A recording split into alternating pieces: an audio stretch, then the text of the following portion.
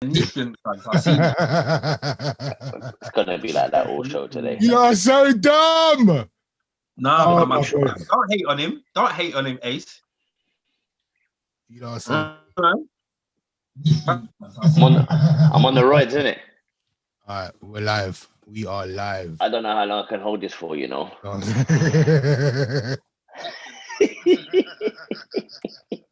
you take roids? Yeah.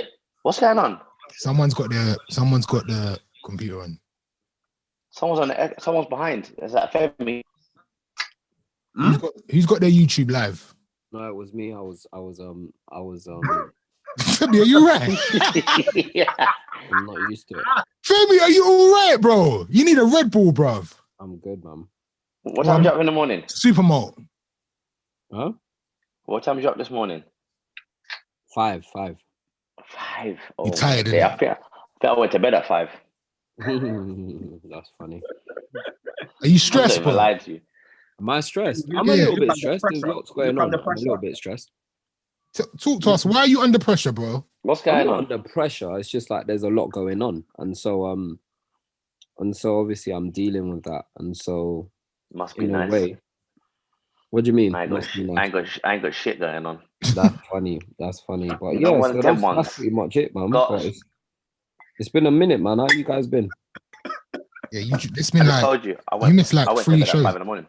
Why? Oh yeah, for real. You ain't been for time. We didn't even know if you was a part of the show anymore.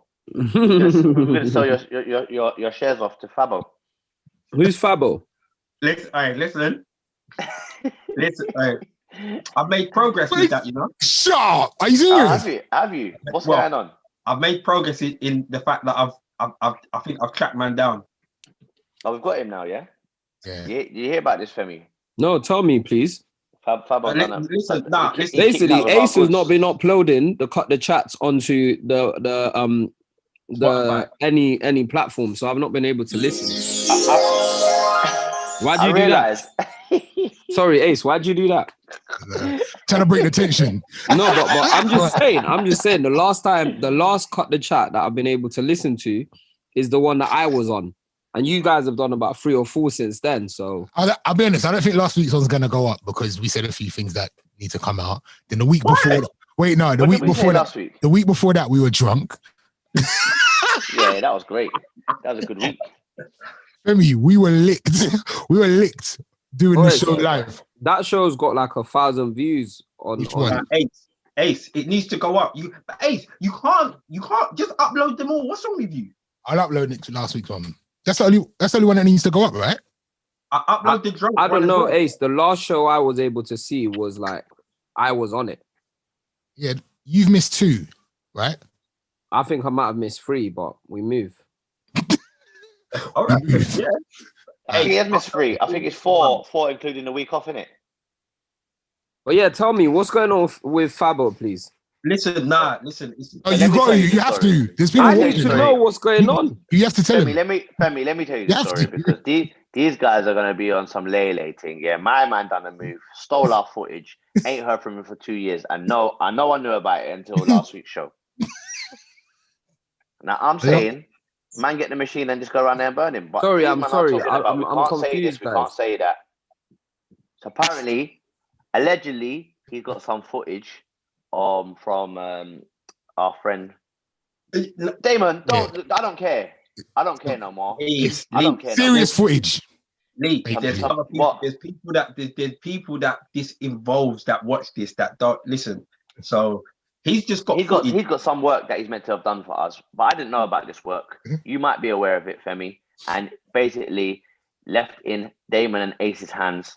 What, me? I had nothing to do with it. They didn't even want to tell me who it was. I had to play the guessing game last week. Yeah, because we're scared you're gonna run up with the things. Guys, I'm so confused. You might as well just talk about something else. That's what I'm saying. Let's just crack on. Femi, do you want to just tell everybody where you've been and why you're so tired at the moment? Because there's a lot going on. Cool. So like, there's lots of things going on. So like, obviously we I've got Against All Odds coming out, so I've had a lot of work to do around that release. So on It was meant to go out last Friday on Channel U as part of the Channel U takeover, which includes yourself, Ace, in your special duo, the Ace and Viz Ill Out show. And then I shot a bunch of content anyway, and then the film was supposed to go out on last Friday, but we didn't manage to meet QC. So I was up late editing most of the time. So like the times I wasn't able to join you guys, I was just editing. And so we didn't manage to go through compliance on time. So needed to get watched by the lawyers to make sure that it was compliant, basically. And so we didn't deliver the content till Thursday.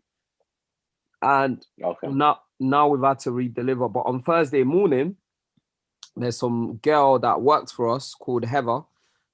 She said that she went out there and started to say that she owned our film with us, or like she's one of the producers of the film, because we'll get like she's one of the owners of the film because we gave her producer credit, not knowing that obviously producer in the letter of the law means the production company, which we are. But I don't really want to talk much more about it because obviously our lawyers are dealing with it, and I don't really want to I don't want to say anything disparaging about anyone. So like we're dealing with that at the moment. And so so there's a lot going on. I mean, that's not going to stop the release of the film on Friday. That's not going to stop the release of the film on Friday. People can still watch the film on Friday. And ultimately it's in terms of the project, it was meant to be like a project that we were doing to as a stopgap between our next project, because it's not a feature-length film, it's like a half-an-hour film. And so it was a stopgap between our next project and like the intent too, because we made it, we shot this, we started shooting it I think in March 2019. We did some scenes, and then we added new scenes earlier on this year to refresh it because we had it for so long. And so so that's where we're at, man. And ultimately, we're gonna sort out the legal dispute. And I've got receipts, I've got invoices in my company's name and everything. So ultimately it's a minor, but at the same time, when someone goes to lawyers, you have to take them seriously and you have to treat it accordingly. And so obviously I wasn't even going to come on Cut the Chat because I didn't really want to talk about it, but I thought, you know what, like it's a platform, like people on there, sort of follow me and follow my work, and it's better if I'm honest about what's going on. So just for clarity again, so the delay of the film has got nothing to do with that situation. The delay of the film, the film's been ready for months. Yeah, right? yeah. But the delay of the was not ready on time for Friday. That was why we pushed it.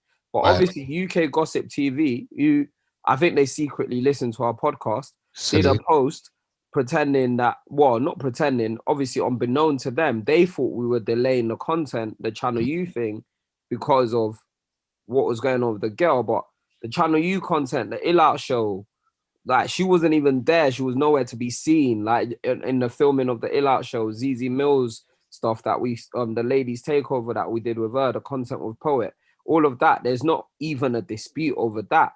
But I suppose like the dispute is over her involvement and the extent of her involvement in the film, when obviously she didn't spend a pound on the thing is, I don't really super want to go into it because we won't get into that. I just want everybody to know.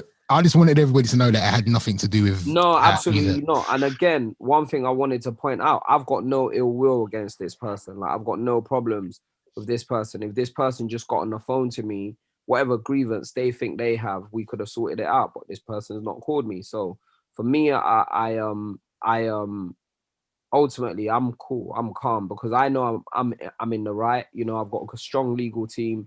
And then we'll move. And if it has to go to court, I'm happy to do that too, because it's fine. Like this is a minor.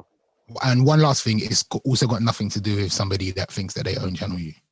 No, I will talk about Lady Fury. No. I don't have to go in. I'm just saying. No. You can just say it's got nothing to do with her. Do Lady Fury, man. Speak. Like, I'll be honest. Lady Fury. I've been. You know what? I didn't want to say anything about this, but ultimately, the Lady Fury thing's almost like the Heather thing, in that Lady Fury fought by trademarking the old Channel U logo that she owned Channel U. Now, I could trademark DNLs. Yeah? That doesn't mean I own DNLs. I could trademark cut the chat. It doesn't mean I own cut the chat. It doesn't mean that, oh yeah, you man now work for me because I trademarked the logo to your podcast. You now work for me. It doesn't work. Like, do you get what I'm saying? And so ultimately, she assumed that by doing that, she was gonna gain ownership of that platform, not knowing that the guy that owned the platform, that started the platform, had already sold that intellectual property asset onto Universal years and years ago. And Universal have full control over that asset. And so now you have to cease and desist because you're basically encroaching on the employment of someone's copyright. So what? Did she kick through the door and say, yo, give me my readies? And everyone said, boy, I don't know about your readies. Boy, I mean, it doesn't even, I mean, going online and saying you own something because you've trademarked, like I said, it's not even about give me my readies. It's about, it was a sense of like, oh yeah, we put up that we were bringing back Channel U. I got a message immediately, a DM from this lady or Lady Fury, who I'd never really, I think I met her once before in my life, saying, oh yeah, can I, who owns Channel U? I want to speak to them. I goes, you know what? Universal owns Channel U, go and speak to them. So ultimately, I mean, like, people's lack of understanding or knowledge of the law is playing against them. And that's the case for Fury. That's the case for this young lady that's coming after. How old Lady Fury? I don't know, bro. She's not my friend like that.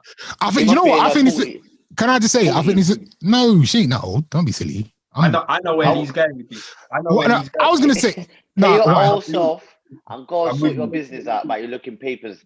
Move, man. No, only reason I thought she was an old thing. Why? The only reason I thought she was an old thing because I was thinking Channel U was out back in the day. And if she felt like she owned it, she probably done whatever she needed to do back in the day. So that means she's like Mumsy's age, coming around talking about, yeah, I own the thing. Move, man. No, do you know what? In her defense, yeah, like for instance, I think this is a good lesson for everybody to learn. Like, imagine if I came into money tomorrow, yeah, I won the lottery tomorrow, and there was an old brand that wasn't being used. Choice FM. Just say like, I was like, yo, I got millions in the bank, and I want to relaunch Choice FM. And I would think because I've got the money, I could just go and buy the trademark and start a radio station. It would be called Choice FM. What Femi's saying is you can't do that because somebody actually owns Choice FM, right? Yeah. Even though it's not being used. No, even though it's not being used, yeah. Choice FM was bought by Capital Extra. Global, right? Yeah. Global Radio Group, right? So even though they rebranded it as Capital Extra, they still own that brand. They own Choice FM. Still. They can bring back Choice FM tomorrow if they wanted to. Yeah. As a brand. But people think, oh my gosh, Choice FM existed back in the day. Let me go and register the trademark. Oh yeah, that means I own Choice FM now. No, set up your own station, cuz. So did they have any rights to kind of sue them? Because I saw an article where Will Smith said that he gets sued seven times a year. About you what? know that? For what? And I was like, he didn't go into it. He just goes, did you know that I get sued roughly about 7 times a year? The thing is, before he started doing Instagram videos. The thing is, yeah, Lee. The thing is about England and America. England is not America. You can't just sue people on an idiot thing like that. You can't just like bring civil suits. Like one of my friends, she said, you know what? She tried to sue a doctor that left like a scar on her body. She couldn't sue him, but she's got a permanent scar on her body for life. Oh, Femi, your Wi-Fi, fam. Hello? Yeah, I can still hear him. Yeah. Nah, your Wi-Fi just went a bit haywire. Did it? I heard everything he said. Did you? Yeah. All right. I think Ace's thing's doing a mad thing now. Did you say haywire, bro? Yeah, what's wrong with that? That's not how to say the word. What? It's AWOL. AWOL. What? AWOL. Have you heard of the phrase, the saying haywire? No, that's not the word. It's AWOL, bro. I've never heard of haywire. Have you heard of the phrase haywire? Damon, it's AWOL. No. You know that, innit? AWOL means mad, like crazy. I'm not disputing that. Have you heard of the phrase haywire? Let me Google it now. Let me Google it. See, haywire is the name of a film. Oh, what is that? Haywire. So you think haywire is just the name of a film, nothing else? It means nothing else. It says emotionally and mentally upset. And that's what your Wi-Fi just done. You're such a Jinnles. He is a Jinnles. Ace has disappeared. Let's crack on. What's been popping off? I suppose the main thing that's popped off today is what you sent into the group league. The so-called fight on the aeroplane. The fight that wasn't a fight. That was a fight. That wasn't a fight. I think we've seen this many a times. That type of style of fight. Where I have to do something, but I don't want to do something. But I want my brother to stop it and make it look like I'm trying to do something. So who do you think? Let's get this straight. I'm under the thing. Is it because one person's from one manor and the other's from a different manor, and it's an ongoing beef between people outside of there? Apparently. Yeah, and then they've seen each other. Allegedly, it's Tion Wayne and Headie won, isn't it? Tion Wayne and Headie won, right? Damon quickly, you were right about Haywire, by the way. I know. I don't need you. Listen. I know. I did actually see that he said he's right, but I just tried to make him look wrong. Thanks. I know you did as well. I saw it first as well. I saw that as well. Hey, Spud, really, you're bad. I wanted to Google it later and then cuss me later in the group. Lee, you're a dickhead, You're man. a bad man. I did I this. wasn't even going to Google it. I know what it means, but I see what you man are doing then. It's fine. It's fine. So, hang up on the ass. Tion and Headie had a Ace. You can get involved in this one. What's this all about? What's going on? Why? To be honest with you, Ace. I think they got a negative backlash from the internet. To be honest with you, because I think everyone was like, they need to grow up, and it's not actually good for the culture. They don't want to be seeing that type of stuff. I saw that a lot, yeah, and it's just like people are forgetting these guys are just like, people automatically think that because they're on TV that, you know, all of a sudden they just change their behavior overnight. Like whether you've got pee or not, you've got beef with somebody, you know, and there's always somebody that's going to turn around and say, oh, it's not really worth it, or it's stupid, or it doesn't make no sense, or you man was on an error. Do you know what though? But I think there's an argument that always says, like, when you go legit, you leave that stuff behind you, innit? And these are the type of people that would preach it, you know. Leave all your politics. Choose if you want to do the road thing or you want to do legit. You can't do both. Wait. But this is the thing, yeah. Me getting into an argument with you doesn't mean that it only happens if we're doing road. What, you think legitimate business people don't get into arguments all the time? You see what this not on a flat. It's just uncouth behavior, though, isn't it? Because this is the thing, yeah. You see, this is the issue that I have. You see, when black people do something, there's a barrage of, you lot should know better, this and that and that. Man, actually, like, what, Caucasian people don't fight every weekend at we're not saying that. No, we're not saying that, but we're talking about when you're in the public eye, and you know, there's a certain professionalism that you have to hold up in front of people. You got people there recording it. People are looking at you, and you're looking at as if you're going in your pocket to go and get knife out and do this. Femi, didn't the captain of Man United, Maguire, get into some altercation with police in Greece the other day? Well, I mean, there's no footage of it. I'll be real. There's no footage of it, though, D. There's no footage of that, D. Damon, no, forget the footage. Should I be real? Should I be honest with you? The problem we have as black people, we are out here trying to debunk stereotypes about what it means to be black, which 100%. Is that we're violent, we have no behavior, we have this, we have that, right? We have all these stereotypes that we're trying to say they're not true. Fighting on a plane doesn't help us in trying to debunk stereotypes about ourselves. You're absolutely right, but fighting anywhere doesn't help us. The fact that it's a plane, it is what it is. D, there's a woman on a plane that said, my child is here. She shouts out, please, not in front of my kids. Bro, there's fights in parks, there's fights in restaurants, there's fights in barbershops. There's always going to be somebody, there, that where there is no perfect place for a fight other than in the boxing ring. Yeah. Why didn't they wait until they landed? Damon, all I said, when was the last time you saw a UK white celebrity fight? Yeah, tell me now. You can't hear, bro. You muted yourself. You muted yourself. Damon, you're muted yourself or something. Nah, because someone just. Am I still on mute? No, you're off now. Go on. You know.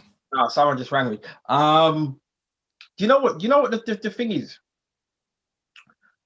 I'm not disputing that. That's a good point, and I'm not just saying that we shouldn't be aiming to do better. I'm not defending these people at all. But sometimes I just think the way people come down, on young black people.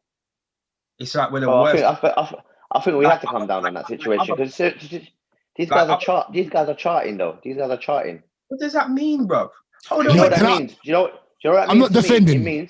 It means to me that what I think is when you get into a certain position in life, yeah, you have a right, you have a role to uphold a certain thing. Do you get what I'm saying? You have a responsibility now. When it comes with the job, if you don't want to do it, just stay on the road, licking it on the road and stay underground. But if you want to do the things and go to the award shows and be at the Brits and doing this and doing that, then you've got to conduct yourself correctly. Do you get what I'm saying? Accordingly. Right. I've seen people in the group calling me pussy, but can I say, because I play their music, it's nothing to do with that. What I'm saying is, I don't condone them fighting on a Dubai Airlines flight or whatever. I think it's wrong. I think it was quite embarrassing. If they want to fight and do that, let's stay underground then, innit? No, can I say one thing? Like, there's 4 men on the screen, yeah? Probably not now, but in life, have you ever had a situation where it's on site? Answer that question. That it's on site. It doesn't matter where you are, yeah? Someone, like, I'm not saying it's happened now, because I don't think I've got an on-site list anymore, but I've definitely had an on-site list before. On-site list? Yeah, I've definitely had an on-site list before. Like, I don't have it anymore. I don't have anyone on the on-site list. Everyone's off the on-site list. But at one point, I definitely had about 2 or 3 names, and it was on site. It didn't matter if it was on a plane, in a church, at the school, in the chicken shop. It was just on site. I'm not saying it was now. I'm saying in my younger days. Can anybody admit to having an on-site moment? No. I've been with guys that it has been like that, and I've been drawn into a situation that's just got out of hand. You get what I'm saying? I've been around people, but not personally, that I've gone for someone like when I see them, I'm doing that. I don't talk like that. I'm not that type of person. I know, but you could easily find yourself in a situation. Yeah, 100%. Imagine if I'm where with it's any of on you guys. site. Yeah, look, put it this way. Or someone's violated you to a point where it's just on site. I've been with a guy and he's not the type to get himself into trouble, and trouble's come his way, and I'm thinking, no, you lot are taking the piss. So we've had to kind of make it a situation. Do you get what I'm saying? It's had to be a situation now because he's either that or watch him get violated. That's just wrong, isn't it? I'm not condoning this behavior anywhere, on a plane, anywhere. Yeah. And all my point is, when these things happen, people act like we are the worst at this stuff. Bro, I've seen people of other races keep up with a madness.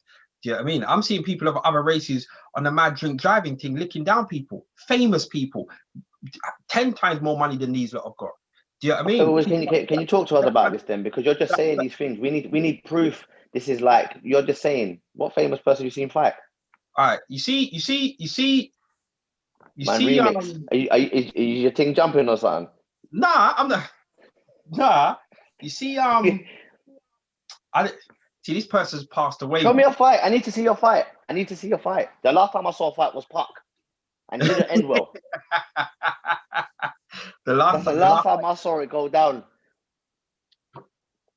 was what? Was Tupac, and it didn't go down well. That's the last time I saw something kick off, celebrity-wise.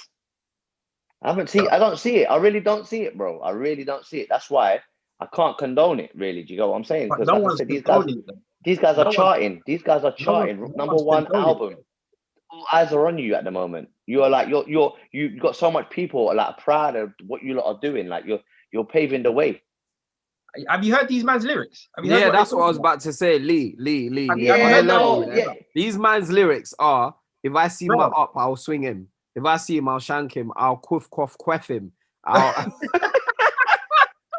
Boy, you sometimes say certain things. Oh, what? Quaff, what? I don't even know what. That's their lyrics. Their lyrics are all words that me, Osman, have never heard of, fam. That's their lyrics, bro. Quaff. Quaff. Wow. Hey, we're old, fam. The quaff and the quaff and the cough and the douche and the boof. I don't even know these lyrics. On site, fam. This is the thing. Their lyrics basically say, if I see a man, it's on site. It's on site. If these are the lyrics that they're spitting, yeah, then this is the behavior that this is how they're going to behave. And as I said, Lee, I'm not condoning it. Yeah, I'm not condoning it in any way, shape, or form whatsoever. It's just, for me. But music's music, innit? We can't go on the lyrics. Sean Paul's Still in Love. Have you heard the lyrics to that? What? Sean Paul, I'm Still in Love with You. Have you heard the lyrics to that tune? Have you actually heard the lyrics? What is he saying? Shall I pull him up? Boy, I'll give you little loving and me gone. Man just blatantly saying, man will give you the sweetness of me gone. I'm not hanging about. Do you get what I'm saying? What is that got You to ain't do had with this. You ain't had this type of. But everyone talks certain things. Do you get what I'm saying? Everyone talks. You're I don't know scrambling. what you're talking Music about. is right now, music. Lee. Music is music, blood. You can say what you want. You're scrambling. You're what you think these drill rappers out here running around? So what we're saying, if you're singing about something or you're saying something in your music, you have to be about it. Because I thought I thought that half of this was meant to be a myth. Yeah. Myth. I thought this was all meant to be a myth. To be fair, I thought you could do what you want, really. What and say whatever you want. It's just a show, innit? It's just a show. So you really think that these men are just saying things that they don't live? No, I'm not saying that they do, but I'm saying that, music's music, innit? We defend it in one aspect and say it's an expression of where we come from, but then why we should be going out? Look how much rap tunes they've got. 50 Cent, when he first started saying it, same thing, innit? But he wasn't going around blatantly doing it on camera and rare. All it was bully Ja Rule for a couple of years. You know what the funny thing is? These man do, Go on. bro. This is the thing, yeah. This is the thing. You see, all of these rappers that we will compare these UK guys to. Firstly, them American guys have got like 10, 15, 20 years in the game over them. So they've had plenty of time, yeah, to get out of that lifestyle. Look at all of these awards. Look at like the BET awards and all of these awards in America where bare things kick off backstage that we hear about a day, 2 days, a week later. Bro, What the hell happened there? What the hell happened there? Oh my God, he was getting onto you about your Wi-Fi. Look at this man. Look at this man's frozen. Wi-Fi. Look at frozen. Look at how he's frozen, blood. that's charting today. Bro, last year you was keeping up with a madness. Oh shit. Bro, you Wi-Fi did your just thing went and right came now. back like magic. You did a mad thing. You did a mad thing, bro. We didn't hear the last 10 seconds of what you said. More than that. More than You that. need to Even. reset that. Huh? Oh, man did and then Damon, you were gone for time, bro. We didn't even hear what you said. Was I gone? I was out of the game. You was gone, bro. He's tapped out, bro. Don't worry about it. Whatever. Anyway, let's crack on. Sorry, just for those that are asking in the group, on site means that when you see them, it's on site. As soon as you see them. You've got on-site list. You're like one of the. No, I don't have an on-site list. I'm old now. Like I'm not You're like. out here, No, I'm not quiffing. Man ain't quiffing out here. There's no quiff. That was like when I was younger. Now I'm calm, but I'm saying like I've even heard chinging. Listen, I'll be real to you, man. Yeah, there are words we need to like. Damon, you probably know the words because you're in a barbershop with these youths. Yeah, there are words that these youths say that I'm like, nah, I'm old. Man are queffing people, fam. What does that even mean? Bro, listen. I hear some. You see when them and they play these videos up on the TV, and I'm like, what? Bro, I'm out of it. I'm too old for this. I can't. I honestly can't. Oh, you know when you're older, you know when you hear these tunes, yeah, and they all sound the same. You know when your family used to say to you, all them tunes that sound. That's what when I hear some of these tunes, I'm like, did you not just hear this tune? Lee, I wish I could spot you today, man. Bro, today I was on the way back. I was on my way back to do the podcast with you lot, yeah. And there was a drill tune on the radio, and I was just like, they all say the same thing. All say the same, bro. Literally, the tune was called Prada, and I was like, I swear, there's another tune called Christian Dior. There's one called Prada. There's a tune called Gucci. And all now, yeah, they're paying for these designers, giving them free promo. Isn't it? It's all mad, bro. Did anybody watch Small Axe last night? It wasn't last night, bro. Sunday night. No, it was Sunday. I feel like today was Monday. Yeah, this is what this no work life has done to me. I don't even know what day of the week is. Say, hold on. What do you do with your days? He does nothing. He's a do you know what? Today I did a lot of mixing today. I recorded a lot of mixing. I had back-to-back Zooms today, but yeah, it doesn't feel the same, man. I want to be at work. Did you go on your bike? I ride every day. Is it? Yeah. Where do you you don't ride? come and check, man. Nah, do you know what? I haven't started venturing that side of Croydon yet. I'm more like in the road or on the this pavement? part of South. On the road. Okay. What, don't you believe me? Not yet. All right, come see me, innit? I'll dust you out, rude boy. That's it. All right. Listen, focus. Small acts. Who watched it? Yeah, I did watch it still, yeah. Dope, man. Great stuff. It's one of the best things I've ever watched in my life. In your life? You're enjoying it, yeah? About black British people. Oh, yeah, 100%. Yeah. Yeah. Before we I thought move, it was amazing. I thought it was some amazing. of the accents were a bit suspect, but it was great. Well, tell me which accents were there. Do you know what? Do you know what? Some of them were. I'm with Lee. I'm 100% with Lee. But you know what made me continue watching it? Like, it didn't really faze me because I've heard a lot worse from older actors that should be doing better. Yeah, like, I can't remember his name, but the guy that played the baddie in Another Hood. What's his name again? Richie Campbell. Richie Campbell. Is it Richie Campbell? Yeah. Yeah. He but his accent, it wasn't 100% on point, but it didn't faze me. Those things, like, I was cool with it. I'll be real. That I really. Sorry, Onks. Are you not like specialist in every Caribbean accent, yeah?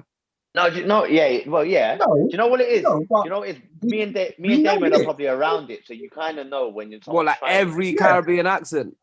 Not every. I wouldn't. Some of the accents are hard. That wasn't meant. They weren't meant to be Jamaicans, you know. They weren't all Jamaicans, you know that. We know that. I know. We know that. Why are you taking offense? I'm just trying to make sure that you man know what you're saying. Yeah, I'm trying to make Let's do the positive. Malachi we know sounded like Darkus. Wait, you see Malachi did a sick job. Damon, tell them what he said when we saw him the other day. What I can't remember what he said. So I said to him, Malachi, so you're doing this small acts thing, yeah? He goes, yeah. I goes, so you're gonna be you're playing Darkus. He goes, trying. Yeah. He goes, he did it. He smashed it. He goes, I tried a thing. You know what? On Monday morning, I text him. I goes, my brother, you did more than try a thing. He smashed it. Yeah. If you guys don't know, go watch some old Darkus Howl videos on YouTube. Like, he sounded exactly like him. He did an amazing job. Shout out to Malachi. You know what the thing for me was? You know what? I'll be honest with you. I like that guy, but I don't think the acting was bang on though. He was one of the ones I thought was a bit suspect. Malachi? What? Yeah, I did think. I'm being honest. No, you're mad. I'm being honest with you. I felt like his accent. He broke out a few times. I thought Letitia smashed it. Her accent, because she had that kind of soft, old school Caribbean accent. You know, that kind of like how my gran used to speak back in the day. It was like that kind of twang to it. I thought Malachi came out a few times. I disagree. You see me, when I was watching that, I said to myself, if I closed my eyes and I listened to that without looking at him, I would have saw it was Darkus speaking. The thing is as well, is that my memory of Darkus Howl is when he's old. Yeah.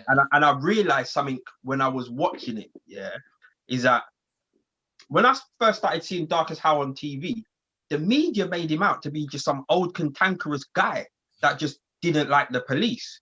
Do you know what I mean? They really made him out to just be this old guy that really just spoke a lot of foolishness and didn't like the police. Watching that program gave me a good understanding of why he spoke how he spoke and why he was how he was.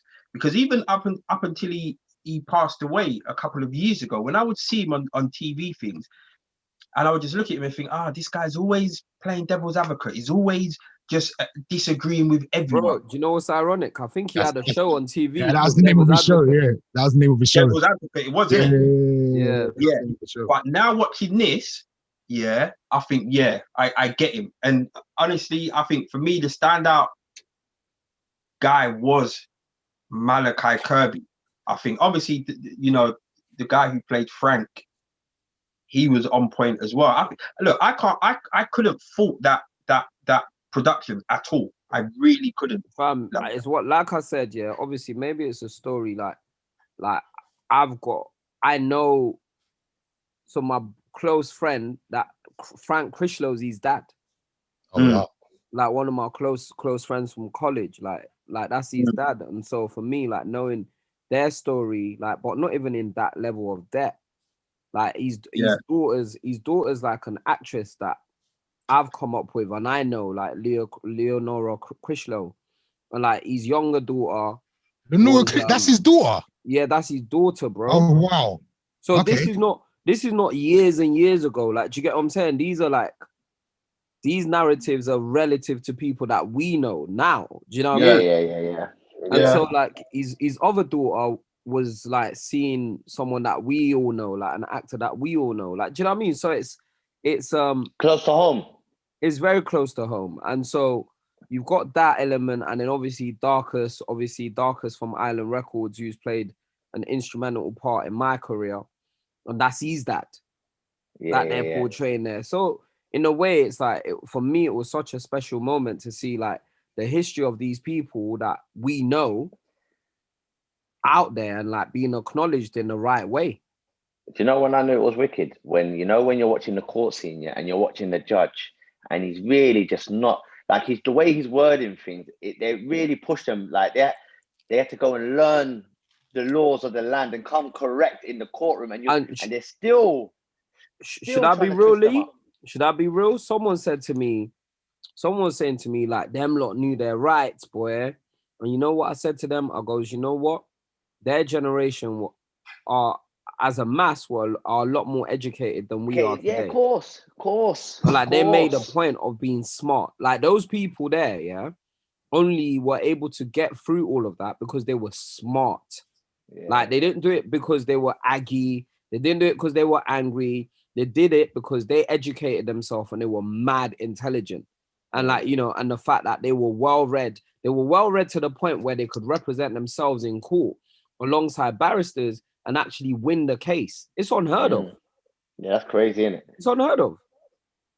And so I just feel like, for me, the main takeaway from it for me was like, you know, as a Black community, we need to place self-education, even like our kids, like getting the best education at the top. And we say it all the time, but definitely, like, I think on a genuine level, it needs to be priority.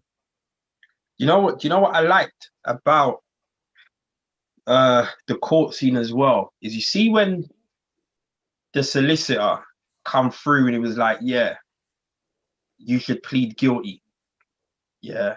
And Frank was like, yeah, I think I'm gonna plead guilty. And he drew for the Bible that night, and he saw, I think, what either his mum or dad wrote on the back of the picture, which said, I think, trust in God or something like that.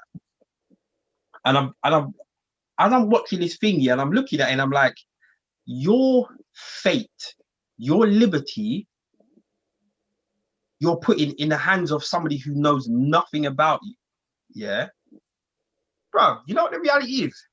If it's putting my liberty and my fate in the hands of somebody who doesn't know me, or in the hands of the Almighty, I'm going with the Almighty all day long, boy.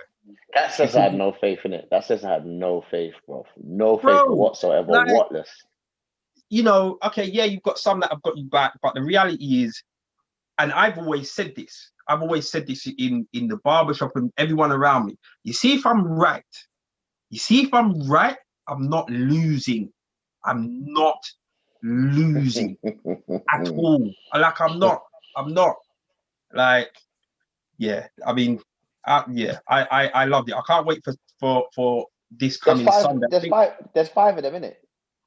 Yeah, 5 productions. Yeah. I thought it was only gonna be an hour. You know, when I first put it on, I thought it was an hour special or something. No. That was a juicy 2 hours, boy. Well, there's 5 different films that have nothing to do with each other as well. Yeah. Okay. It's an anthology series. Yeah? Huh? Okay. So 5 anthology stories, series. yeah? So it's basically 5 films about the experience of Black British people, well, Black British people of Caribbean descent in the UK. That's what it's about. You know what this week's one's about? This week's one's about Lovers Rock. Lovers Rock, right? So it should be, apparently that's the best one because it's quite feel good. Oh, is it? Yeah. Oh, yeah. Yeah. I'm all over that. All over that. All over that. Did you watch? I watched something called. Sorry to cut you, D. I watched. You're not sorry. You're not sorry. You're not sorry. You're not sorry. I am, but you know what? I started and I thought, let me just continue because it's on the same topic, isn't it? I was gonna say, did you watch? Anyone watch Trial number 4? I started it, but I ain't finished it yet. Is it worth watching? It is. I watched it. I watched 7. I think I know 7 hours in one day, bro. I ain't got nothing better to do, obviously. Do you get what I'm saying? But I watched that on Sunday. I thought it was quite good. Really? Is it sad? It's mad because it takes you on a story. It takes you on a journey in it where you think, oh, rah, where did they go? And then I don't want to spoil it for anyone that ain't watched it. So let me just. We'll talk about it next week, innit? I would watch it. Why? I'm not watching that. No, we should watch it. So what is it? What is it? It's a crime documentary. Oh, see? Look at him. It's about a black guy that gets 21 years in prison for a killing of a police officer.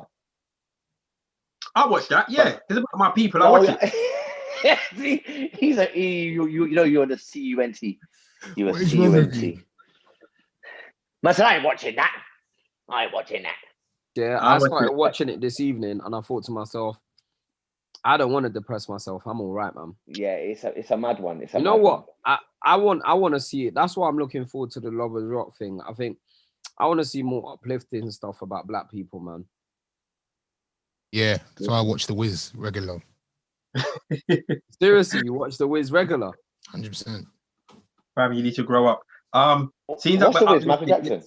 Sorry, go on. Yeah, The Wizard of Oz, Michael Jackson. Seems that we're doing some upliftment. Can we do a Black Business Corner, Ace? That was the wrong one. Man dropped the bomb. That sounded like a fart. Was that meant to be glass smashing?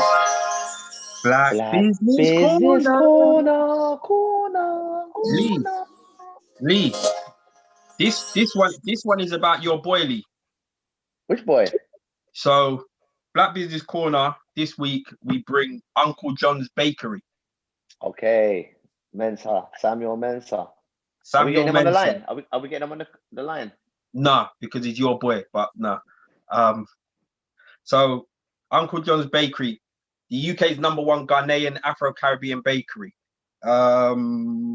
Is on West Green Road, 76 West Green Road, Tottenham. And the thing is, I only come across it the other day because I just see his picture somewhere, and I'm like, "What is this?" I didn't even know. But Lee, tell us about your guy. Okay, so I went to college with Samuel actually, and he's 35, 36. 36. Oh yeah, he went from his school in. He went Aloysius. Okay. I remember going to his bakery back in the day because if you go on West Green Road, you could smell the bakery. Like that's what it was famous for back in the day. You'd go onto West Green Road, and you could smell. You know what I mean? It smelled boom. And you used to go in there, and obviously when you go in there, if you knew you like that, he give you some sweet bread to make moves with. I'm not gonna lie, it was too soft. I didn't really rate it like I rated harder bread. You know what I'm saying? Because that's too soft. Your butter has to be wet. The sweet bread is bro. Like, tear a hole in that quickly. Do you get what I'm saying? If your butter ain't soft, that's a Ghanaian thing. So like in Ghana they call it tea bread. In Nigeria they call it agege bread. In the morning there's like agege bread. In Ghana, when I stayed at my uncle's house in the morning, every morning like 5:30 a.m. a girl would just walk the street saying, "Tea bread! Tea bread! Tea bread!" Then people would come out and buy the tea bread. But it was fresh, banging tea bread. Tea bread! I'm having this image of a woman called Amma. Yeah, that's probably her name. Just tea bread! When you names. Is it? Go on, what are the names? Tea bread! Oh yeah. So Ace, let me ask you something. When you're buttering that, what's the trick though? Would you have to put the butter in the microwave or just have to get a softer butter? Because you're in Ghana, like the butter's already kind of melted still. Like you take it from the heat. Take it out, you take it out, it's just ready to go. But more time, you Okay. don't really butter that bread. You just eat it the way you eat it. You don't really Nah, need fam, you got to butter that. I used to bang that years ago. Man when I butter was in Edinburgh. that sweet bread in like mad butter as well. Wow. Yeah, you don't need to butter that. You need to Tea butter bread. It'd have been better Lee, it'd be better if I could get Samuel on the podcast to talk about it. I think we should get Samuel on the podcast. I don't want to expose him. Lee, call him He's then. not there.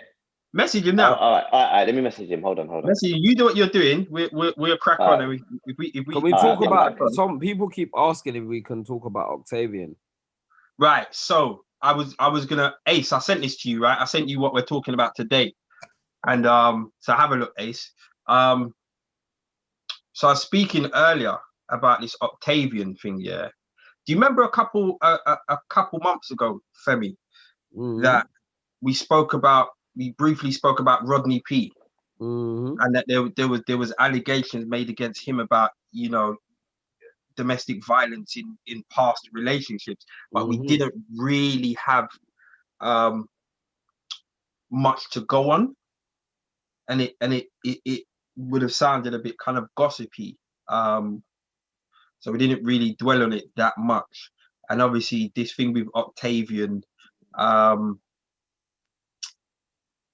I think, do you know about it, Femi? What, the Octavian scenario? Yeah. Basically, Octavian's ex-girlfriend said he was she was going through domestic abuse. He was physically abusing her, and she put out proof of him dragging her, pushing her around, and she's like put out a statement. She's apparently obviously reported it to the police and so on and so forth. And you know, he was contesting it online, and then obviously he got dropped by his management company, got dropped by his record label, got dropped by everyone because of it. And yeah, it's kind of like deservedly so, man. Unless he can provide evidence to the contrary, that's it. I think it's about time these rappers get held accountable for their actions. Right. So what I wanted to bring to the table, is... Sorry, just quickly, Ola's saying that Rodney P, as both receipts have been produced, we have to talk about Rodney P. I don't have any information about Rodney P, so I can't really... Like, obviously, I can go away and look at the receipts, but I don't have any info. But yeah, go on, D. I mean, what I was going to bring to the table is, so different scenarios, you know, like you know, even with you, Femi, you know, your let's say your next film production, and you start hearing, you know, that one of your actors there's been allegations about domestic abuse or whatever against him, you know, and if you know you believe these allegations and you kick him off set, kick him off the film, whatever else, you know, one of the things that I was talking about earlier with somebody is that what people might raise is, well, okay, you stood up and kicked him off, but you didn't do nothing with that guy who was on your last film, and now are you going to take this stand with all of your future endeavors when it comes to this kind of... Listen, if there's evidence, I have to. I have to. If there's evidence, I 100% have to. Like, look at. Remember, we did the intent on the week the intent came out. Yeah, DVS. Was found guilty of whatever he was found guilty of, and there was a big article trying to accuse us of like being somehow like knowing about it or whatever. I found out about it at the same time as everyone found out about it. It's the thing, it's what Lee was saying earlier about the rappers, right? If I put someone in my film, then by putting them in my film, by seeking to exploit that film, I am in a way endorsing that person, and that person is endorsing me. And it appears that it's like if one of you do something, would I carry on doing Cut the Chat with you on a weekly one and just chatting? Yeah, but so now let's forget. Let's go to Cut the Chat. If one of you done something, what do you expect? But this is the thing that I'm now raising, because a lot of stuff people ignore because it's not out in the public. Do you know what I mean? Because all of these people Like these people aren't young. Octavia's not young. Rodney P's not young. So you've got people around you that knew that you was keeping up with this behavior. Not necessarily, not all the time, you know. This is the thing. This is what we have to be conscious of. It's not all the time that, you know, people around them know what's happening. And what happens sometimes is that these guys are doing these things behind closed doors, and eventually you start to see the cracks. And then when people do see the cracks, a lot of the musicians, though, what you have to understand about a lot of these guys, they have yes men and women around them 24/7. And this is my issue. People never say no, right? And so people might not even question it, right? But then what happens over time, what happens eventually is that, you know, like it comes out to the public forum, like with the Octavian scenario. We didn't know. And when it came out to the public forum, he was still trying to defend it. So I do feel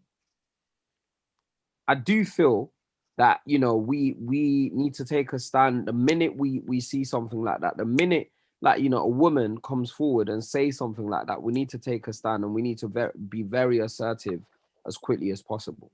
So my stance on this, is very much like my thing with crime. And I think I've said this before. Like, we just have to say no to all crime. Like, I think, you know, everyone accepts certain levels of crime. It's only weed, it's the weed man. It's the fraud man, he can get me the TV for half price, he can get me the PS5 for half price. You know full well how he's getting that. Do you know what I mean? But, you know, you can't then try and teach your kids or tell your children to not become criminals or go down a criminal road where your child, all of its young life, has seen you entertain criminals, whether those criminals are part of your family, whether they're your close friends. You know, like me and you have had these conversations many a time, for me, where when the criminal's life is good and it's all good, go with Uncle Leroy, and he's got the convertible this and he's mashing pee and the Christmas presents are landing and the birthday presents are landing. It's a good life. You see, when your child's with Uncle Leroy, when the police come and take him, or you want to hope it's the police, when your child's with Uncle Leroy and them other people try and come and, it's long. It's what long. What are you saying, D? 100-inch TV, 100-inch Samsung color TV, $5 right now. You on it?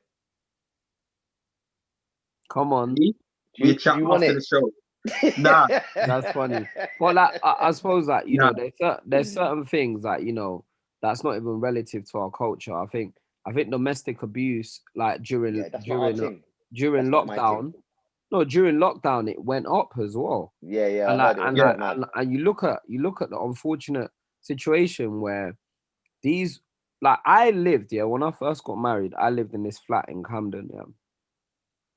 Now the walls were thin. Next door was this man that was clearly abused. I don't know whether they were drunk, but it sounded like he was fighting her. They were screaming at the top of their heads. And I had to go and bang on his door and say, bro, like, what's going on? Like, and then I called the police. But then the woman, I saw her a few days later, she didn't want to leave. Yeah, but it's not that easy though, Femi. Like, but this is what I'm saying. It's like sometimes I just feel like, you know, it takes time for people to break away from these situations, but we have to support them where we can by not standing next to the men that perpetuate these ideas. Absolutely. On average, it takes a woman 7 attempts to leave her abuser. Yeah. Oh, that's mad. That's nuts. Yeah. No, for the people I didn't say it's not in our culture. I'm saying it's not relative to our culture. It's not just black people that go through this. I feel like it transcends. It's like it's a known thing that men abuse women, and especially like women they're in relationship with, and they exploit their physical, you know, strength. You know what's mad about when you have these talks about abusers? Yeah, when you find out who the abusers are, they would never come to a man. They would never come to a man with that type of aggression. Do you get what I'm saying? It's so punkish. It's like you can do that. You can force yourself on a woman like that, but you would never, and you wouldn't say boo to a goose, or you wouldn't even entertain an argument from another guy. Do you get what I'm saying? Yeah, it's horrible. You don't get what I'm saying? It's horrible. It's about power, innit? It's about power. And this is the thing, bullies know who to bully, innit?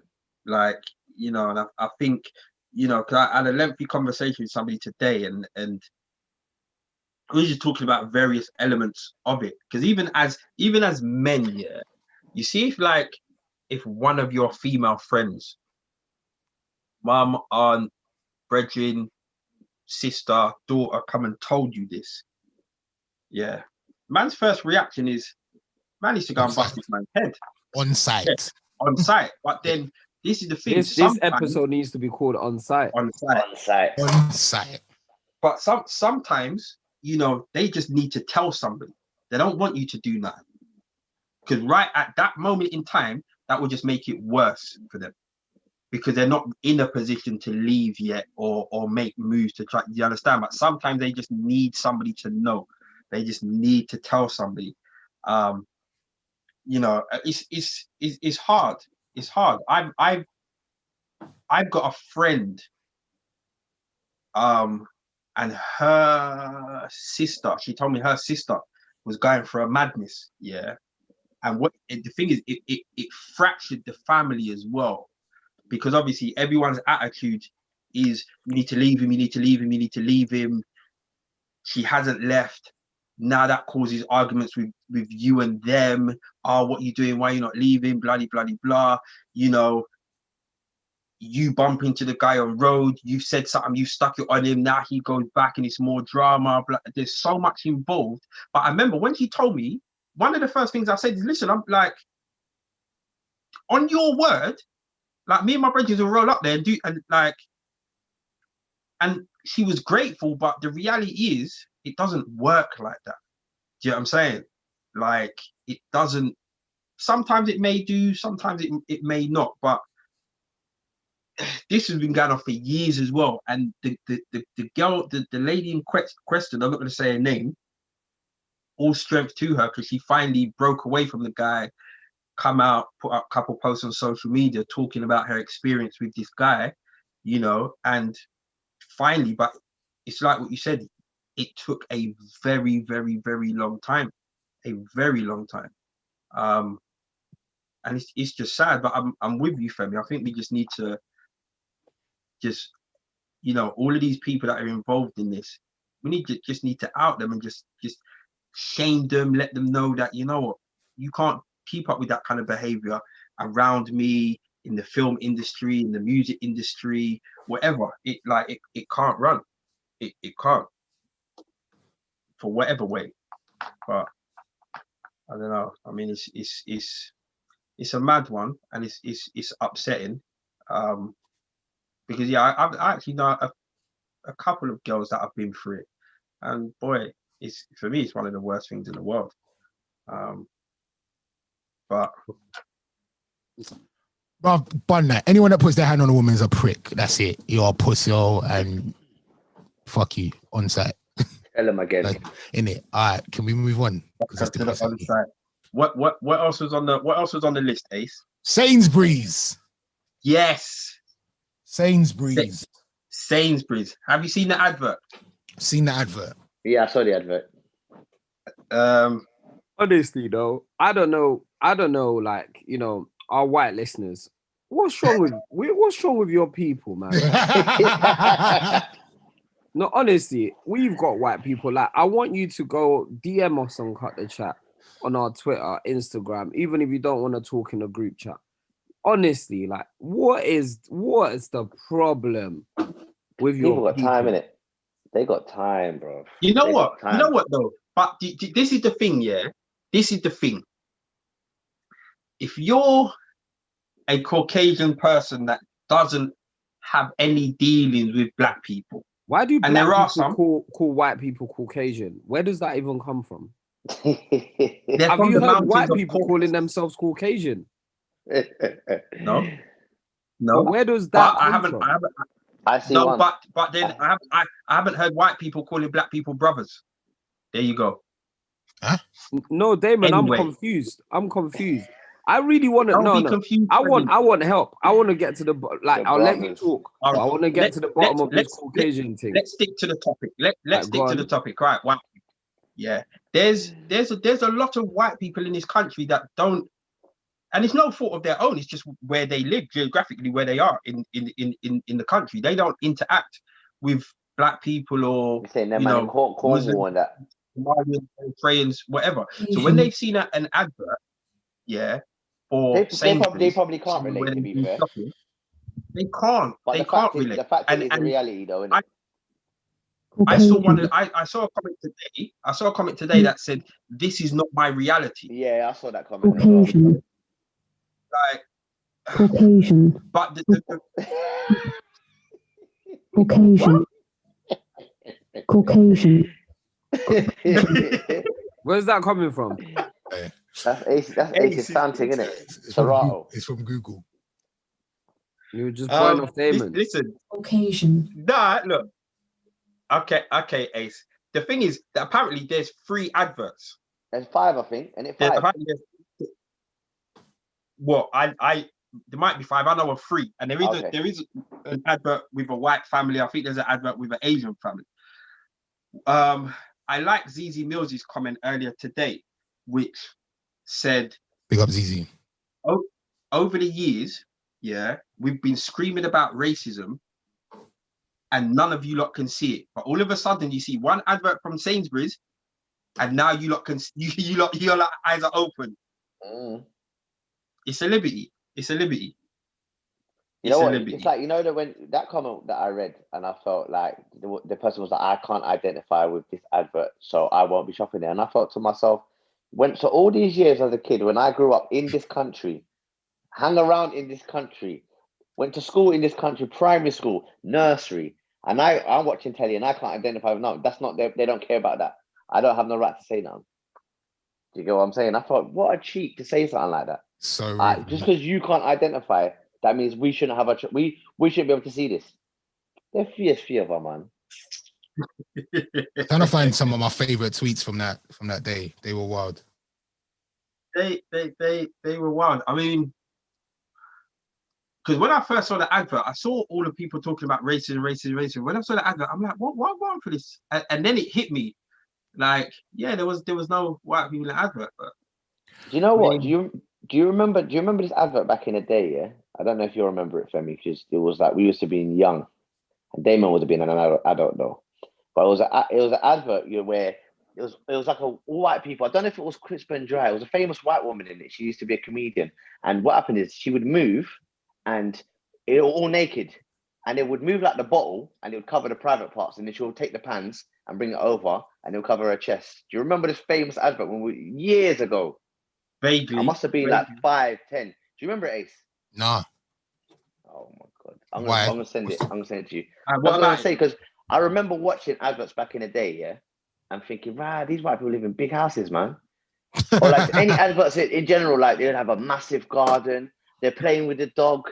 You just think, look at my small little yard. There was very racist adverts back in the day. What? They were selling dreams in them adverts. Adverts are kind of down to earth, innit? Like they're quite, you know what I mean? You'll see kids. But there was blatant racist adverts back in the day. Like Kiora. Do you remember the Kiora advert? Yeah. What's the little black you. Nah, I remember the Kiora advert. Do you remember the Umbongo advert? The Umbongo Kiora, both racist. Bongo, we play it in the Congo. I used to like the advert though, to be fair. Maybe because I could relate. Of course you did. The little black you had the I'll be your dog. Do you remember no man, it was racist. What? We just get one little advert and everyone's angry now. Yeah, for real, boy. I just think it's really unfounded, and it shows how backwards and how actually racist these people are by them protesting that one advert out of 3 that portrays a black family is racist towards white people, or like it's in some ways trying to undermine white people's privilege or position in society is completely unfounded, and goes to show how much of a fight we've still got on our hands as black people in this country to prove that we deserve to be visible, we deserve to be seen, because this is an argument about who deserves to be seen, right? The argument is that Sainsbury's are giving too much attention to black people. We shouldn't be seen, is the argument. But God willing, will continue to shine, will continue to be seen, baby. Let me ask you a question, yeah. So you see these people that are complaining, are these the people that used to write letters to Ofcom back in the day? Yeah, they still do. It's May They still do. Probably. They still do. These are the people that were writing letters. Because I feel like everyone feels like they can scrutinize anything nowadays. They pick up their phone and write something. Everyone's got a voice. I'm just complaining. Just want to complain. Oh, Ace, you're funny. Yes, That was Ace. it's such a feel good advert as well. Bongo. Do you think Well, they'll ease off once they see the white advert, or they won't care? I mean, yeah. Once they got that one, and then they see the big garden and the dog. Ola's giving me jokes. She said that but they were okay with Argos using a family of blue aliens. So like people would rather see a family of blue aliens than a black family represented on screen. All we talking about was gravy, you know. Them man I hate us blood because they know our things tasty. Their man's things salty. Come like small acts. Man said, what food you lot serving? Man said we serve spicy food. Man, I look in the bland thing, you know. Move, man. Go ahead. Spicy food. Pops was talking about his gravy. Have you heard of the Black Power List 2021? Why am I on it? Tell him again. Somebody said we should speak about it, but they're saying, did they get it right? I know nothing about this list, so maybe we speak about it next week. Next week, man. Them lists are never right. Nothing about that. Because if Osman are not on the list, it's a myth still. Ace, you're just having a field day right now, ain't you? Coloured. Sorry. Coloured. Is there anything else that we need to tackle? Since we're talking about this, we need to give a shout out to Lewis Hamilton because I know he listens to the podcast. Big up Lewis Hamilton. He's what is he? He's the most successful Formula One driver in history. Ratings. Bad boy. Ratings. Absolute bad boy. So big up him. And I like it. I loved his speech after he won. That he was just like, look, he had a dream. He was a little black youth. He had a dream. You know, this proves that we can achieve whatever we want as long as we, hard work, dedication. We can get there. So more people like Lewis Hamilton, more people like yourself, Femi. Happy birthday to Nikki Slimting, by the way. Big up Nikki Slimting. You two are doing big things, Femi. You two are doing actually major things. You're not trying, you're doing. You're not trying, you're doing. We're just getting started. God willing, there you go. To do more. I see you, man, doing the Rolex thing. You, man, are doing it nice. Bro, man was in Forbes. When they told me that came in, I was like, yo. That's big, man. Yo, when we done that? We went, imagine this, yeah? Imagine we booked a photographer, stylist, everything to do a full photo shoot. Why did the stylist not get all the clothes delivered on the day that we were doing the shoot? Why did we only have 2 full outfits to pick from, or like 3 full outfits to pick from?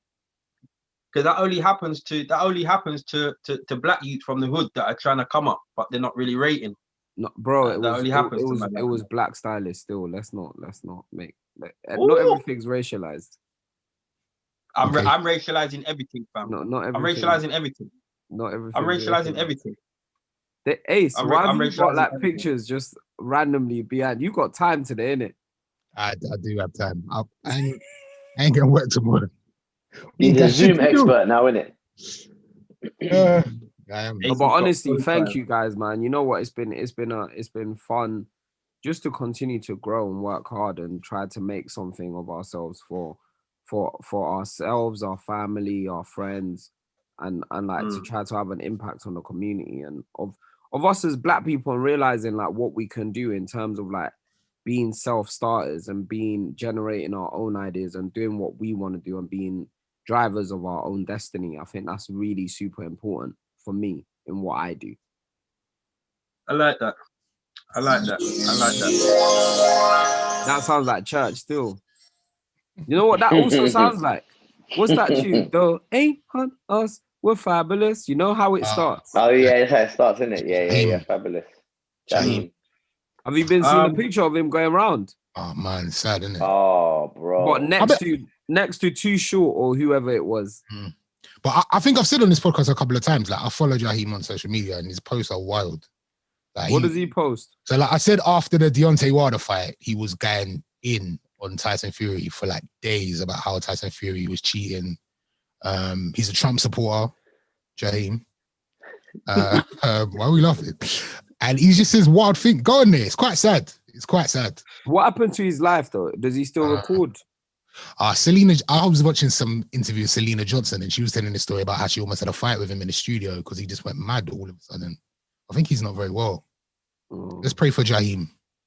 Pray for Jaheim. Just quick thing. You see when you lot hoover, yeah? What? See when you lot hoover, if you hoover. I hoover. Does your hoover smell of hoover? Yeah, yeah.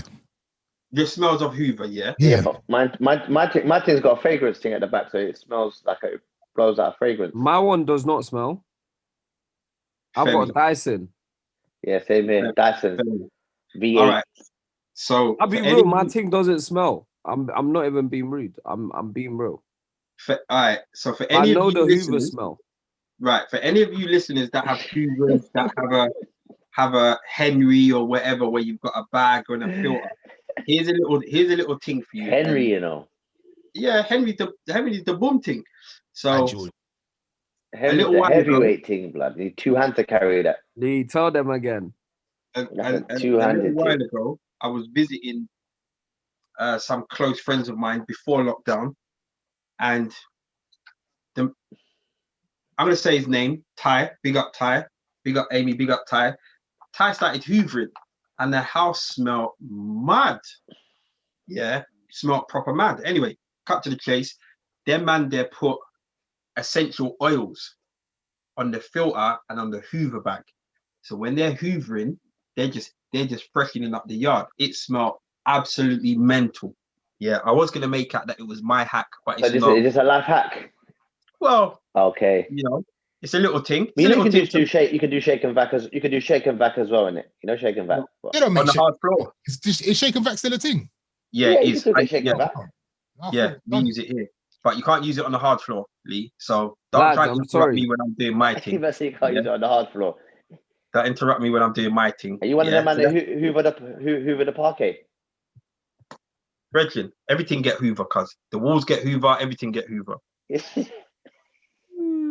Everything get bed. Hoover.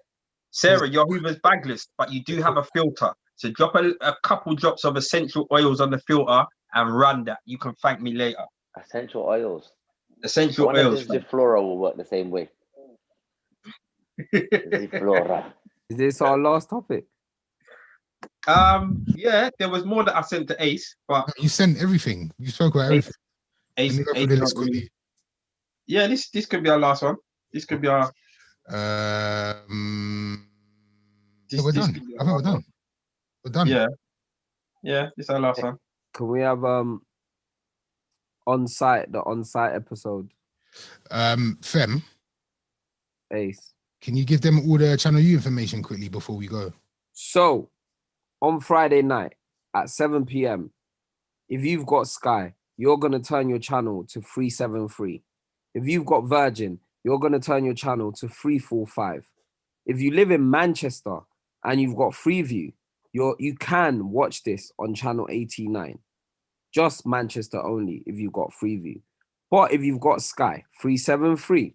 If you've got Virgin, 345. The channel is normally called Clubland. But on Friday night only at 7 p.m, it's going to be a Channel U takeover. And the first person you're going to see speak on the screen is your boy Ace. And Viz. You're gonna do no Ace and Viz. Big Ace and Viz, yeah. Back on your TV screen. Big and serious. Bad boy thing. It's going to be fire. I'm not even lying. Actually, the content is brilliant. So, like, just to run through some of the content, Ace and Viz, like, you know, we bring back the Ill Out show, so they're interviewing like old school legends such as Tinchy Strider, the Neo, J2K, Da Vinci, New Brand Flex. Who else do you guys speak to? DWE. DWE. I think that's it. About it. I think that's it. The Neo. Did you say that already? Oh, I'll say something. And then we've got Grime Originals, which is a brand that's been set up by ex Nasty Crew member Sharky Major, who's one of the originators of Grime. We've got a takeover where they do a pirate radio set. It's going to be played on radio before the Watershed. I've never seen that on TV before, like a live pirate radio set. And then outside of that, he talks us through the essence of Grime, where it comes from, interviews Lioness, Flo Dan, Devlin as part of that Grime Originals takeover. Then you scoot over. Then you've got Ace and Viz talking to your boy Femi O and Nikki Slim Ting, the new guys on Forbes. Yeah. Give them a bump. The Forbes guys on the entrepreneurial page on Forbes. Come on. I can't even hear it, Ace. What happened? Ace, what, man? Oh, your effects are kind of dry today. No, but anyway. Now, guys, you're wondering, this is too much content. Femi's not even finished. She's not even halfway through the content yet. What if I don't have Sky or have Virgin or have Freeview? Guess what? You can watch it on Link Up TV, live and direct on your internet, like you're watching us now. It's going to be broadcasted live and direct on Link Up TV from 7 p.m. all the way to 1 a.m. in the morning. You can watch it on the internet, on God's, Beyonce's internet, God's internet, like Kanye West's internet. You can watch it on your YouTube. As you're watching us now, you can watch it on Friday night. Just type in Channel U Takeover Against All Odds. It will pop up on the Link Up TV channel. But I'm still getting there. Then we've got Poet. Poet does a countdown show of his favorite 20 Channel U videos. Yeah, don't watch that part. Don't watch that part. It's dead. Don't watch that part. It's dead. Money checking. He's dubbing Ace and Viz all the way through. It's hilarious. It's banter, boss. It's not banter, but it's fine. We're the fathers, isn't it? It's fine. Someone just asked, is it on Link Up's Insta or their website? I just said YouTube. God's own YouTube. Beyonce's YouTube. Google's YouTube.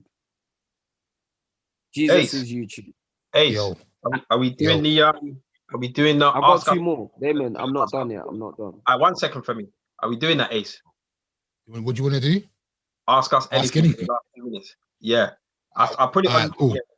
Let's do that. Go on then. Cool. Then I've got quickly. I'm gonna run through it quickly. Yeah.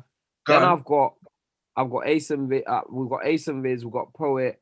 We've got ZZ Mills. She does a ladies takeover where she talks to free artists and free behind the scenes women that work in the music industry about what it's like to be a woman in the music industry. They talk about everything ranging from like, you know, having a relationship, sex, to like actual like the role of women in the industry, how women are portrayed, how women portray themselves, and so on and so forth. And then we've got Arnold George. He's hosting Channel U Unplugged, which is basically our ripoff of MTV based Unplugged. You know, the one that Trevor Nelson used to host? I did that. We got loads of different grime artists to perform, and Arnold George is hosting that. That's what we've got in store for you on Friday night. Tune in, don't miss it. It's like 6 hours of content curated by your boy, me, Femio. Hey! Give them a bomb again. Hey! And the whole evening is hosted, like I said, by your boys Ace and Viz. Give them a bomb again. Hey! There you go. All right, listen, we're gonna duck out in a minute. Before we do, we're gonna do this. We did this a few weeks ago. We're gonna do it again. You can ask any member. We've got about 90 people watching. Any member of Cut the Chat, one question each. Yeah. Is that how we did it last time? Yeah. All right. So one question. Yeah. We will choose what question we answer, but yeah, ask us anything.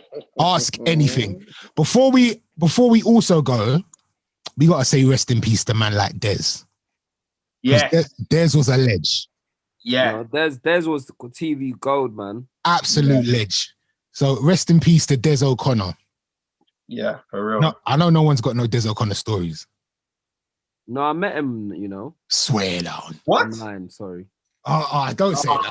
Ah, Femi. No, because I just wanted to. Sorry, I couldn't help it. I used to play this Des O'Connor record in the house called No Word of a Lie.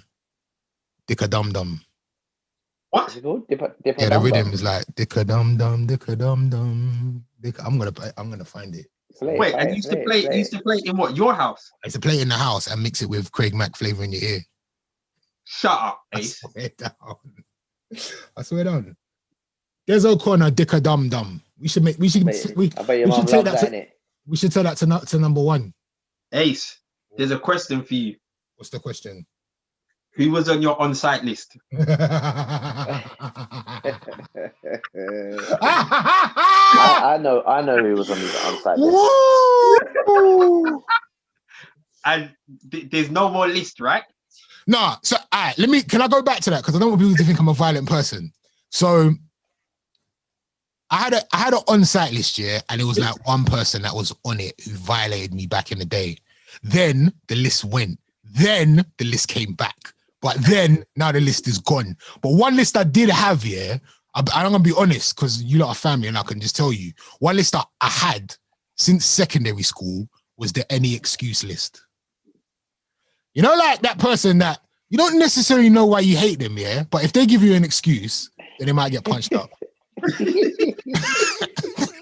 I got beaten up. There was about 5 men on that list, and I never got to do anything to them. But I did. They were on any excuse. Like, give me an excuse in it, but they didn't. Bro, I was on some boy on my estate's any excuse list, boy, and literally I beat up some guy that he liked on the estate, and then he was waiting. One day I took his money upstairs, yeah, by accident, and he made money upstairs. No, as in he gave me. We were playing football, yeah. We used to play this thing called Champ. There were 4 goals in football, right? And you had to go round the 4 goals anyway. I used to live on like Harvest Estate in Holloway, and we used to have this pitch basically, and there were these goals that we went round. These times now, the guy's like, you know what? I wasn't playing, so he was like, oh, you know, hold my money, and then I've gone upstairs with his money, but I forgot. But then he's told the other boys have come knocked on my door. They're like, he's fuming. Give us the money. We'll take it downstairs. And I was like, no, man, I'm not scared. But I knew, yeah, I was going downstairs to get crucified by this guy, yeah. But I was thinking, you know what? I'm on his any excuse list. So I might as well. How did you know that you was on his list though? Because I beat up some boy 2 weeks. All right, so he's just waiting. Because he thought the boy was gonna beat me up. You know what it was? So he was just waiting to get his revenge. Yeah, so like there was this boy that was running his mouth, and he thought the boy was gonna weigh me in, but then obviously it went the other way around. But he couldn't in that moment jump in. Right. Because that was his little younger, but it would have looked bad because it was a fair fight. So, and he was just waiting, and boy, I got beaten. Until he said he took a deep breath, like he remembered the licks. Man said, I got beaten. Man, that was one of the few times in my life where I just got beaten and I just accepted the L and kept it moving. Damon. No, you got to answer your question. Hey, you haven't answered your question. No, there's no point in me saying names of people that no one knows. No, bro, say the names. Nah, we ain't doing that. Damon, most annoying celebrity client and why? It doesn't work like that, bro. No, don't try it. You're the one that wanted to do this. You endorsed the thing. You now can't back out of it. Answer the question. All right, who was on my on-site list? Yeah. On-site. No, I can't. Why not? Because I can't. Because it might incriminate me. Ace, run the names, bro. Nah, I can't do that. Ace has got a professional job, bro. Yeah, I'm saying. Talk exactly, innit? Oh, seriously, I should just like, his name was Jimmy O'Neill. Yeah, and it was on site. I said Jimmy O'Neill, you know. You know what the worst thing is? Imagine there's a Jimmy O'Neill that listened to this podcast on some day and said, yeah? Okay. Coming for your ask. Innit? You got that smoothly. You got that smoothly, Ace. Safe. Most annoying celebrity client and why? I know who it is. Go on, who do you think it is? You said it's Spoonie because you said his head top smells.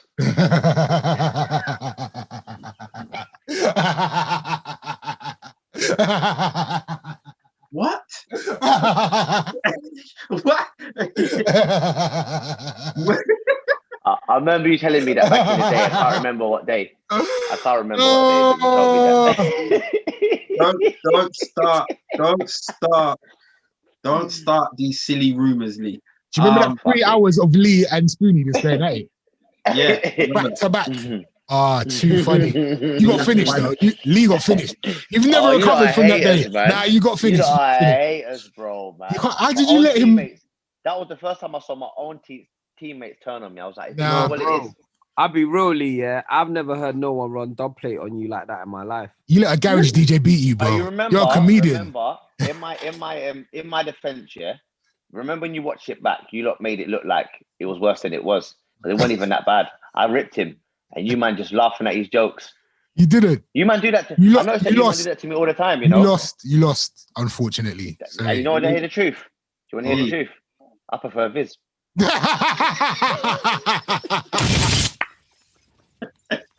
I'm just saying, innit? I would have rather be on this project with Viz, but you know, we can't. We can't have what we want in life, innit? It is what it is. It is what it is. What it is, innit? It is what it is. Go on. Exactly. You made it technical now. What is it?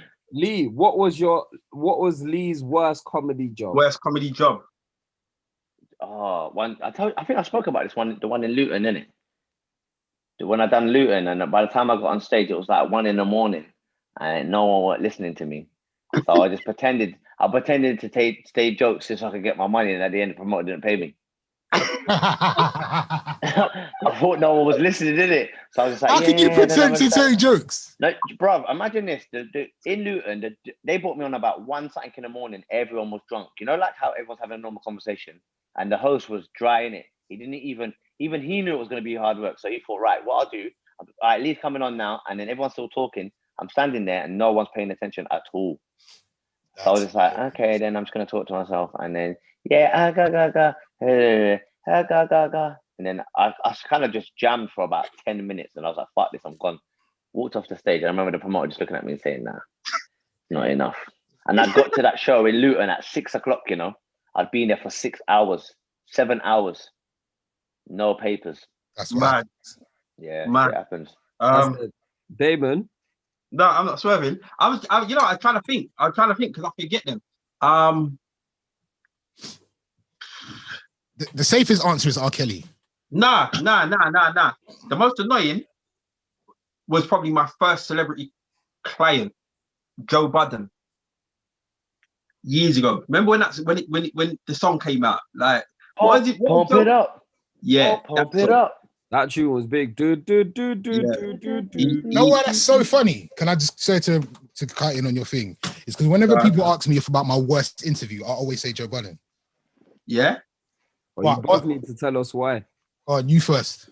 Nah, because so he was on the phone and he was drinking a milkshake or something. But before that, when I got there, I was at the cutting him made me change how I do business when I do call outs, because I've got there and they kept me waiting for about 2 hours.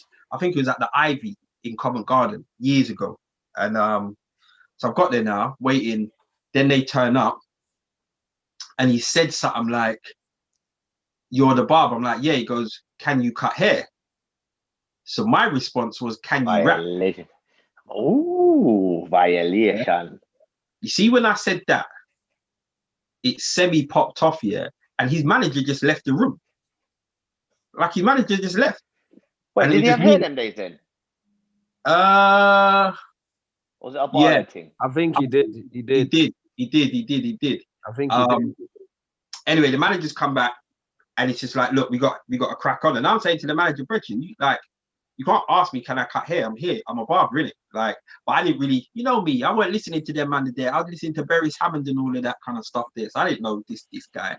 I didn't even know him. To be fair, And he then- only had like one big hit, but yeah, keep going. Yeah. but started cutting him, and he wouldn't get off the phone. He was on the phone and he was drinking, and obviously his main thing has always been his beard, didn't it? And I just said to him, listen, big man, you're gonna have to come off the phone and put your milkshake. Now I didn't tell him, I told his manager. Like, you need to tell him to come off the phone and put the milkshake down, because if I mess up his beard, you lot aren't gonna turn around and say, oh, he wouldn't stop talking. You're just gonna blame me, and that's long. And it was just tense. It was just mad tense for that whole haircut. But yeah, that's probably. I've had What about the other time? What about the time when R. Kelly showed you his things? You spoke about it on the other podcast. Remember? I'm sure they want to remember that. What was your word? He was huge. I think you used that terminology. Do you know he what? was huge. You need to find a job. Yeah. Yes, I do. Yes, I do. I'm Bro, bored. there was but don't lie, Damon. There was a time CeeLo Brown came out in his boxers. Oh yeah. Oh, That's that my was favorite mad. story. That was mad. Yeah, that was mad. That was wild. I remember. See, I forget. With no top on. With no top on.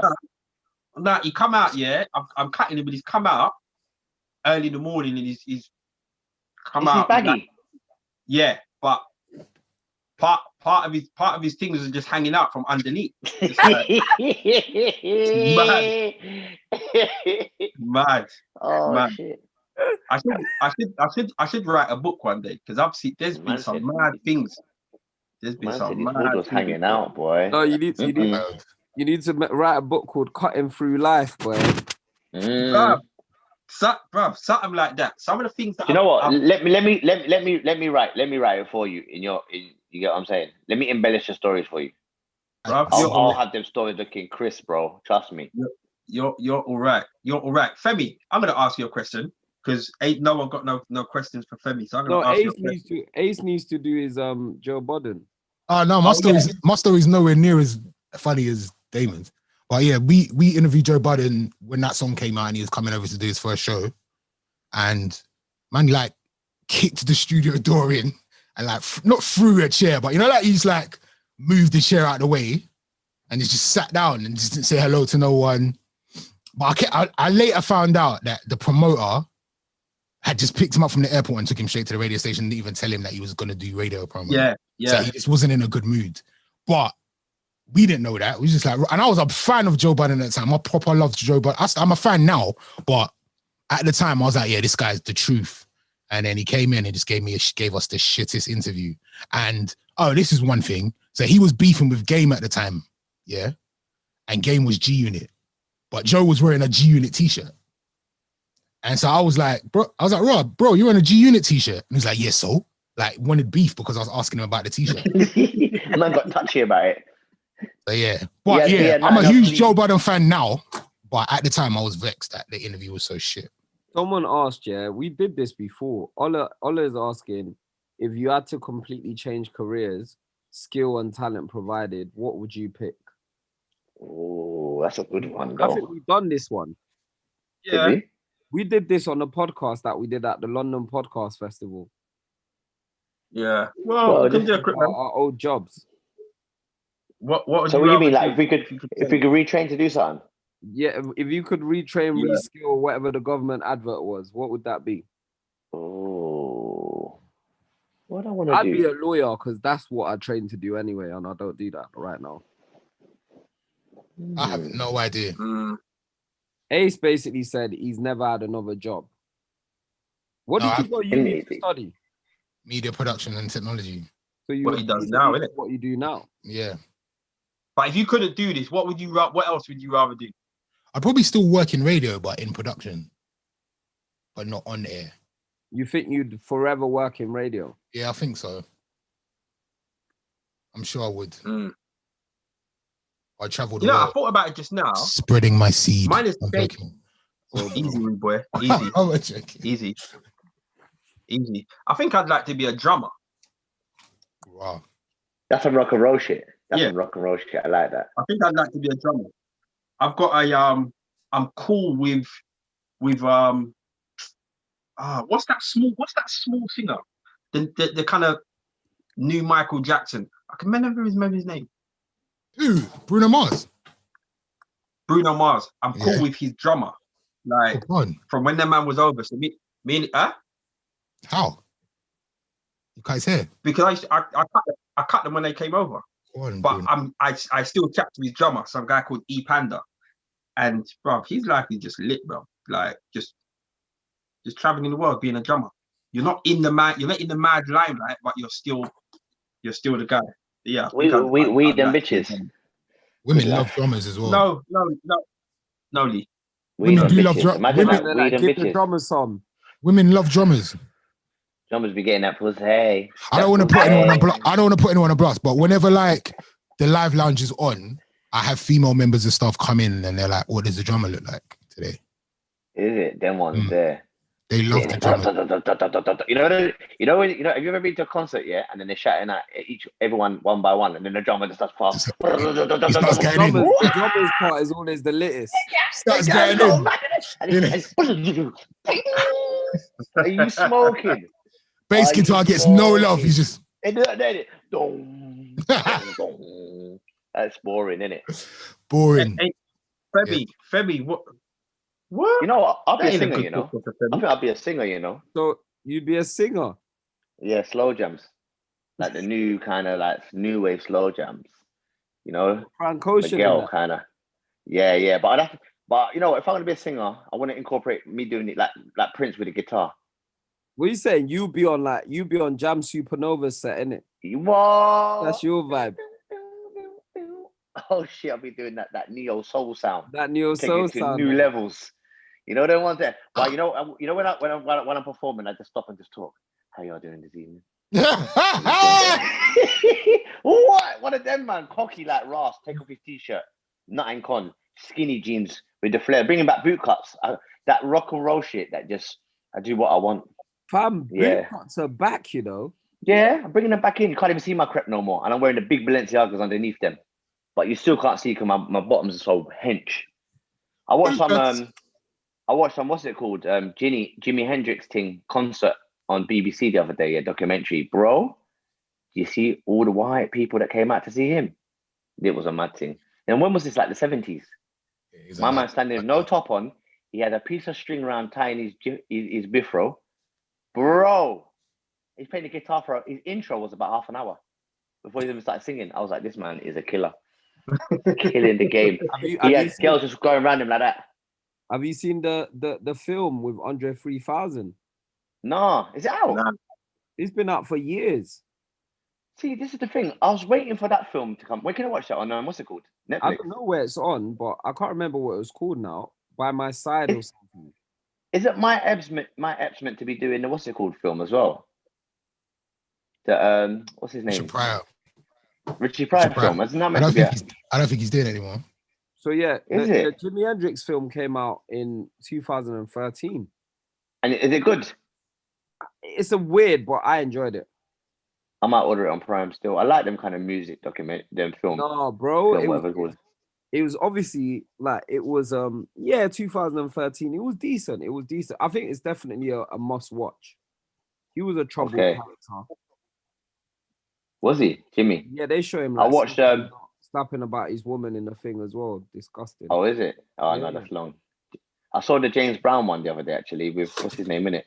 Bro, the James Brown one I think is so good. Yeah, I forgot. It's wicked, bro. James Brown. Yeah, I'm watching. Yeah, bro. Yeah, I'm watching. Yeah, and I forgot it wasn't a James Brown documentary. I forgot I was watching. Yeah, yeah, it was good, isn't it? I was watching that a couple of weekends ago. I thought, what? I didn't even know about this one. Slipped under the radar. Lee, someone said, Lee, have you ever considered stand-up comedy? I think I'll be decent at it still, you know. Bodying. I think you'd be all right. Bodying. All right, can we log off now? I'm tired. Are we done? Yeah, we're done. Tired, man. Yeah, same. All right, till next week. Rate, subscribe, comment. On site. Good night.